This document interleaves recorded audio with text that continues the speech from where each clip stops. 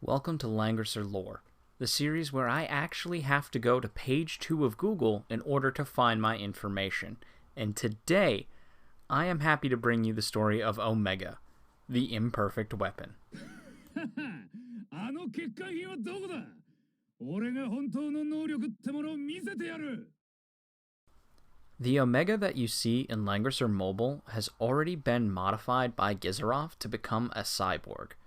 Before his modification, he was an orphan boy who was raised by Gizaroff and was given missions to kidnap and procure specimens for the mad scientist's experiments. Despite Omega seeing himself as the son of Gizaroff, Werner was still the favorite child. This irritated Omega to no end. After Werner is killed by Claret, he was brought back to life as Sigma.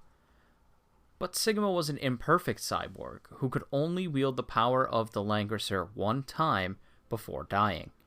By contrast, Omega is the perfect weapon, being able to wield the power of Langrisser time and time again. After Gizaroff is defeated by Landius, Lambda and Sigma are awoken from their slumber by an attack on the laboratory. Rainforce has come in search of Lambda, who has the power to talk to the World Tree, which Rainforce needs the mana from to power his own planet, Crimzo. For a more detailed explanation of Rainforce and his motives, you can check out my video, Langrisser Lore, Rainforce, the Space Vampire.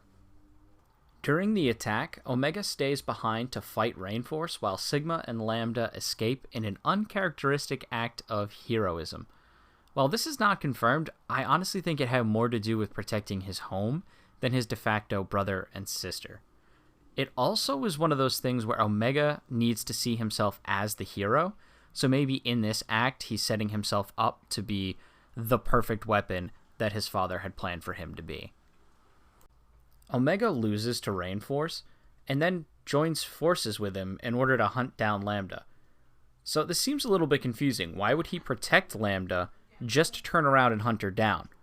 The actual reason was to stir up conflict with Sigma. See, Omega didn't care about Rainforce, the Crimsonians, or their plight. All he wanted to do was prove that he was the better son. But each time that Omega confronted Sigma, he would lose. And that fact infuriated him. He knew that he was the perfect creation and that Sigma was faulty. But somehow, Sigma is still able to defeat him. Even though Sigma's lost his memory, and Omega doesn't really explain to him why they're fighting, Omega stays angry the entire time, still jealous of his quote-unquote brother. Omega taunts Sigma and Lambda, telling them that they will never be human, and that he will always be better.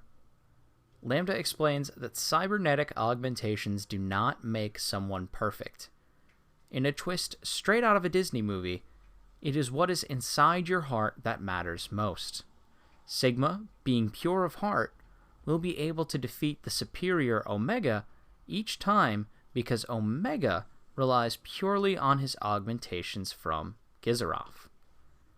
Determined to prove Sigma and Lambda wrong, Omega arrives on Pelia, which is not actually a moon, but a weapon designed to destroy the Earth. He has the idea that he can defeat Sigma to prove that he is actually the real hero and save humanity from the destruction of Pelia and prove once and for all that Gizaroff was a genius and not a madman. Omega's entire life is defined by those around him. He lacks any and all sense of self. He feels the need to validate the actions of his surrogate father and prove that Gizaroff was actually a good guy. He rejects a brother and a sister figure because of his jealousy and his own feelings of incompetence. He is defeated on Pelia one last time by Sigma, and even though he was dying from his wounds, he used the last bit of life in him to help Sigma activate the Langrisser's power and stop Pelia from destroying Earth. Not only did this mean that the people of Earth were saved, but it also meant that Sigma did not have to die even after using the power of the sword. Content in that moment of heroic altruism, Omega dies, the savior of Earth. Thanks so much for watching. I hope you learned something valuable today about the power of what's truly inside of you, and that no matter how many breast augmentations you get, no one's going to love you anymore. Comment below on who you want me to do next, and I will see you next time.